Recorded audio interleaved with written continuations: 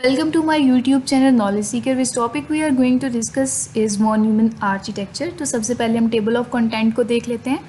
आज सबसे पहले हम लोग हिस्ट्री को डिस्कस करेंगे von Neumann आर्किटेक्चर की। उसके बाद हम इसके इंट्रोडक्शन को देख रहे होंगे, इसके कंपोनेंट्स को देखेंगे, उन कंपोनेंट्स के रोल को देखेंगे, प्रोसेसिंग में कौन से स्टेप्स होते हैं उनको डिस्कस कर रहे होंगे और लास्ट पर हम लोग एग्जाम्पल को देखेंगे। हिस्ट्री में जो सबसे पहले कंप्यूटर हिस्ट्री में फर्स्ट इलेक्ट्रॉनिक जो डिजिटल कंप्यूटर था हमारे पास वो क्लॉसेस था और ये 1943 में यूके में बिल्ड किया गया था और सेकेंड वर्ल्ड वॉर में इस कंप्यूटर को यूज़ किया गया था। But there was a drawback in that computer. इसकी मेमोरी में सिर्फ हम लोग डाटा को स्टोर कर सकते थे। उस डाटा को मैनिपुलेट करने के लिए जो सेट ऑफ इंस्ट्रक्शन जो प्रोग्राम चाहिए होता है वो इसमें हम लोग सेव नहीं कर सकते थे।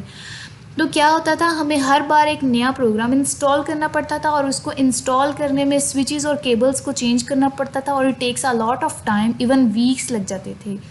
तो सिस्टम की स्पीड मतलब बहुत स्लो थी और हिस्ट्री में एट दैट टाइम हमें कोई ऐसा सिस्टम चाहिए था जो कम से कम वक्त में हमें ज़्यादा से ज़्यादा जो है वो फंक्शन परफॉर्म करके दे सके। तो 1945 में जॉन वॉन न्यूमन ने वॉन न्यूमन आर्किटेक्चर को पेश किया और आज भी जितने भी मॉडर्न कंप्यूटर हैं from mainframe to personal computer वो इसी आर्किटेक्चर की बेस पर बन रहे हैं। इंट्रोडक्शन को देखते हैं। इसका मेन कॉन्सेप्ट, इसकी डेफिनेशन क्या है वॉन न्यूमन आर्किटेक्चर की। इसका मेन कॉन्सेप्ट है स्टोर्ड प्रोग्राम कंप्यूटर। मींस एक ही मेमोरी में in the same memory at the same time we can store data as well as instructions. Means we can also store program in that memory. तो यही इसका main concept है, in the same memory we can store program and data. ये तो हो गया इसका main concept. अब इसके कंपोनेंट्स को डिस्कस कर लेते हैं। वॉन न्यूमन आर्किटेक्चर के कंपोनेंट कौन कौन से हैं। सबसे पहले इसमें इनपुट डिवाइसेस आ जाती हैं, उसके बाद हमारे पास सीपीयू आ जाता है, मेमोरी, और एट द एंड हमारे पास यहाँ पे फाइनल जो है वो आउटपुट डिवाइसेस आ जाती हैं। You can see here that input devices are connected to CPU and CPU is connected to memory और फिर ये आउटपुट डिवाइसेस भी कनेक्टेड है। ये तो ये वायर्स की मदद से कनेक्टेड है और इन वायर्स को हम लोग क्या कहते हैं, बसेस कहते हैं। अब ये तो थे इसके कंपोनेंट्स। अब इन कंपोनेंट्स के रोल को देखते हैं।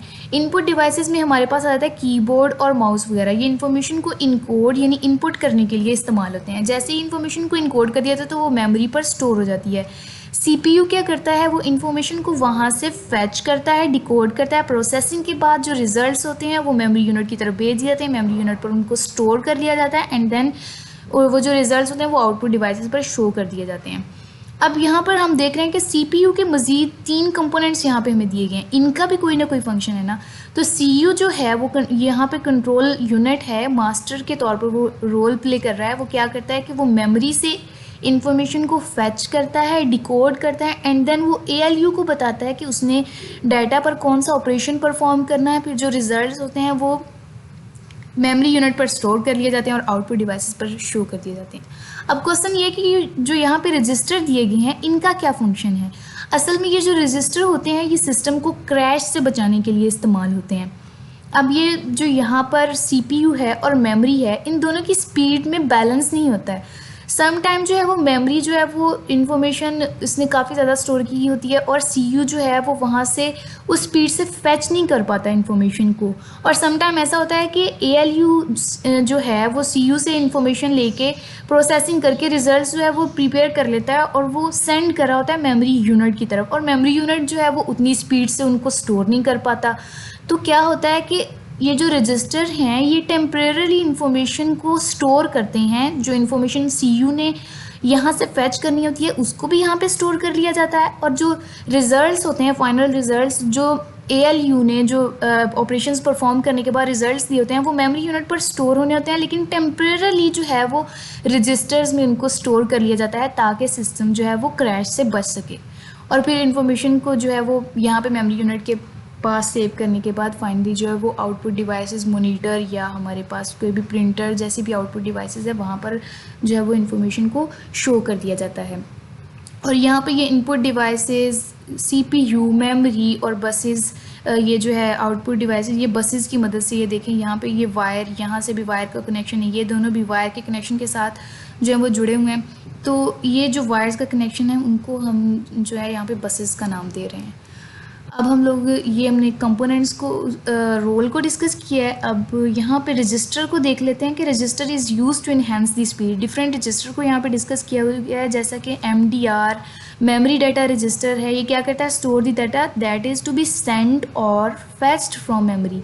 मतलब जो मेमोरी से फेच किया होता है डाटा वो टेम्परेली यहाँ पे स्टोर किया है, इससे पहले कि वो CU जो है वो उसको डिकोड करे और ALU को बताया कि कौन सा ऑपरेशन उसने परफॉर्म करना है, टेम्परेरी यहाँ पे स्टोर कर लिया जाता है। इसी तरह CIR, ACC, IR ये भी जो है टेम्परेरी इंफॉर्मेशन को स्टोर करते हैं और स्पीड को बैलेंस करते हैं, इन्हेंस करते हैं स्पीड को और सिस्टम को क्रैश से बचाते हैं। CU जो है वो टाइम सिग्नल्स और कंट्रोल सिग्नल्स के ज़रिए जो है वो इंस्ट्रक्शंस देता है CPU के अदर पार्ट्स को। इसके अलावा यहाँ पे मेमोरी है और स्पेशलाइजेशन वॉन न्यूमन आर्किटेक्चर की मेमोरी की यही है कि उसमें हम at the same time we can store data as well as programme.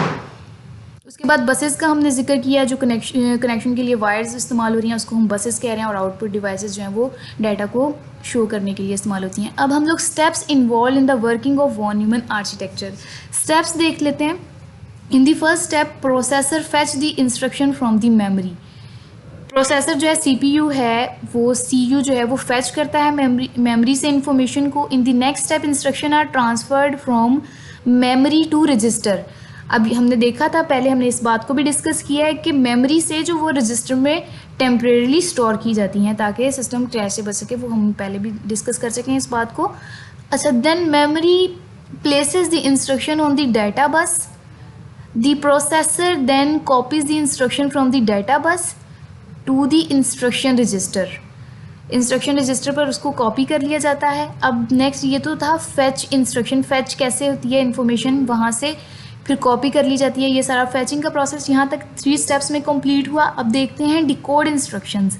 In this step instructions are decoded by the processor. अब जो CU जो है वो डिकोड कर लेगा और एग्जीक्यूशन इंस्ट्रक्शंस, इसमें क्या होगा, लास्ट स्टेप में processor execute and perform operation. जो CU है वो एग्जीक्यूट करेगा और वो ALU को बताएगा कि उसने कौन सा ऑपरेशन जो है वो इस डाटा पर परफॉर्म करना है।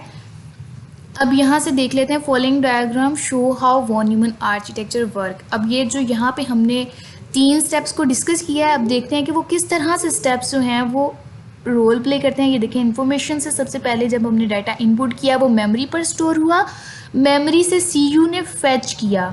वो फैचिंग का प्रोसेस हम पीछे ये 3 स्टेप्स में डिस्कस कर चुके हैं। वैसे ही ये जो है वो फेच करेगा डाटा को। CU ने फेच किया, ये CPU जो है वो फेच कर रहा है, यहाँ से CU ने फेच किया और उसके बाद प्रोसेसिंग की गई। ALU को बताया गया कि कौन सा ऑपरेशन जो है वो इसने परफॉर्म करना है, डाटा पर जो है वो ऑपरेशन परफॉर्म कर दिया गया और फिर जो रिज़ल्ट्स थे वो मेमोरी में जो थे वो स्टोर कर लिए गए और साथ ही साथ वो हमें आउटपुट डिवाइसेस पर शो हो गए।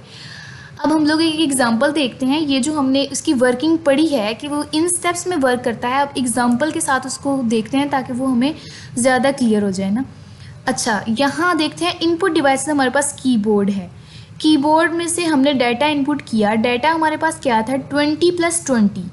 अब उसको जब हमने इनपुट किया तो वो जाके मेमोरी पर स्टोर हो गया। अब CPU ने क्या किया, वहाँ से उसको फेच किया और प्रोसेसिंग की।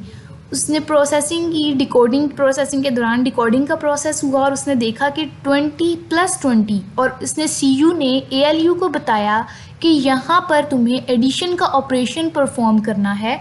उसने इस पे एडिशन का ऑपरेशन परफॉर्म किया। 20+20 जो भी रिज़ल्ट आया वो मेमोरी की तरफ भेज दिया गया। मेमोरी में स्टोर करने के बाद उसको जो है वो आउटपुट डिवाइसेस, हमारे पास यहाँ पे मॉनिटर है, वहाँ पर शो कर दिया गया। And that was all about von Neumann architecture. उसके कंपोनेंट्स का रोल, वो किस तरह से वर्किंग करता है, उसकी एग्जांपल भी हमने देखी। आई होप आपको समझ आ गई होगी, लेकिन फिर भी अगर आपकी कोई कन्फ्यूजन है तो आप जो है वो कमेंट में पूछ सकते हैं। Thank you.